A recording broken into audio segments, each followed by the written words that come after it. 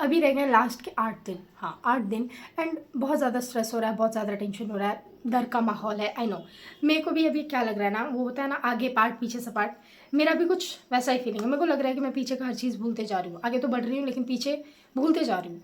ये शायद मैंने दिसंबर 24 में जब ग्रुप 2 का एग्ज़ाम दिया था और फर्स्ट अटेम्प्ट में क्लियर करके मेरे को एक चीज़ जो है वो रियलाइज़ हो गया है कि मैं उस टाइम भी यही सोच रही थी। मेरे को उस टाइम भी ये लग रहा था कि आगे पार्ट पीछे से पार्ट वाला फीलिंग था उस टाइम भी। लेकिन एक चीज़ मेरे को एग्ज़ाम क्लियर करने के बाद समझ में आ गया है और एग्ज़ाम हॉल में बैठने के बाद समझ में आ गया है कि अगर तुम पढ़ाई की हो ना, सही से पढ़ाई की हो, तो तुमको एग्ज़ाम हॉल में हर चीज़ याद आ जाएगा। तुम क्वेश्चन देखोगे, तुमको आंसर पता होगा। अगर तुम पढ़े हो तो तुमको आंसर पता होगा, तुमको ये भी समझ में आएगा कि इसको लिखना कैसे है, ठीक है ना, अगर तुम सही से पढ़ाई की हो तो। इसलिए इस चीज़ के बारे में ज़्यादा टेंशन मत लो। हाँ, जैसे जैसे टाइम नज़दीक आ रहा है वैसे वैसे लोग का डर भी बढ़ते जा रहा है, ठीक है ना।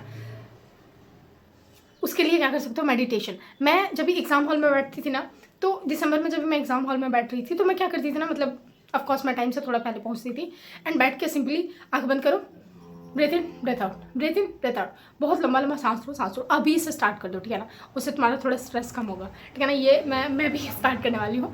अभी बात कर लेते हैं कि मेरा 8 दिन का प्लान क्या है। क्योंकि देखो, अभी ना तो कुछ नया स्टार्ट करने का टाइम है, ना ही राइटिंग प्रैक्टिस करने का टाइम है, और ना ही हमको टाइम है कि हम चैप्टर वाइज मॉक टेस्ट देते रहें, ठीक है। अभी हमको करना क्या है, तो देखो सिंपल सा मेरा 8 दिन को अगर मैं डिवाइड करूँ तो लास्ट के जो 3 दिन है, यानी कि 29, 30, 31, वहाँ पे हमको सिंपली JIGL रिवाइज करना है। JIGL के अलावा उस टाइम हमको कुछ भी नहीं करना है।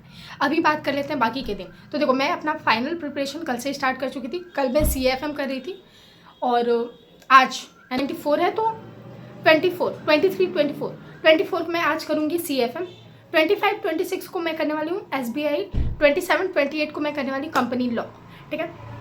हाँ, आप लोग अगर सोच रहे हो कि मैं दिन भर एक ही सब्जेक्ट करूँगी, तो नहीं, मेरे को थोड़ा सा डिफिकल्ट जाता है दिन भर एक ही सब्जेक्ट को लेकर बैठना। जैसे मैं कल कर रही थी तो मैंने सुबह का जो पहला स्लॉट था वो मैंने JIGL को दिया, जहाँ पे मैंने रजिस्ट्रेशन और ट्रांसफ़र दोनों ही रिवाइज कर लिया था। उसके बाद मैं CFM लेकर बैठी थी। आज भी जैसे मैं सुबह CFM करूँगी, शाम में या तो कंपनी लॉ करूँगी या फिर JIGL, जैसा होगा। तो अपना ना जो मतलब लास्ट का 1-2 घंटा, अगर तुम प्रैक्टिकल कर रहे हो तो लास्ट में या शुरू में 1-2 घंटा दो, जहाँ पे तुम लॉ कर रहे होगे, ठीक है ना, लॉ का रिवीजन कर रहे होगे, रिकॉल कर रहे होगे, ठीक है। अगर तुम दिन भर लॉ कर रहे हो, यानी कि थ्योरी सब्जेक्ट कर रहे हो, तो शाम में अपना 1 घंटा निकालो जिसमें तुम प्रैक्टिकल कर रहे होगे। क्योंकि अभी भी ना तुम अगर अभी CFM करके और छोड़ देते हो ना, तो 8 दिन में बहुत चांसेस है कि तुम भूल जाओगे, ठीक है ना। 16 दिन एग्जाम, मतलब CFM का एग्जाम है, अभी भी 16 दिन है, तो तुम भूल जाओगे। इसलिए थोड़ा बहुत 1-1 घंटा टाइम देते रहना, तो इससे क्या होगा ना कि आगे पार्ट पीछे सपाट वाला सिचुएशन नहीं आएगा, ठीक है ना। और जो एक चीज़ मैं करने वाली हूँ वो ये है कि मॉक टेस्ट। मैंने शुरू से बताया था कि मैं अगर टेस्ट दूंगी मॉक टेस्ट, तो मैं ICSI के प्रीवियस ईयर क्वेश्चन उठाऊंगी, उसी को करूँगी, ठीक है ना। तो मैं वो भी करने वाली हूँ साथ साथ। जैसे ही मेरा रिवीजन कंप्लीट होता है, मैं 3 घंटे निकाल के 9 से 12-15 नहीं बोलूँगी मैं। देखो, एग्जाम हॉल में वैसे तो 3 घंटे 15 मिनट मिलते हैं। 15 मिनट आपका रीडिंग टाइम होता है, 3 घंटे आपको पेपर सॉल्व करने के लिए मिलता है, ठीक है ना।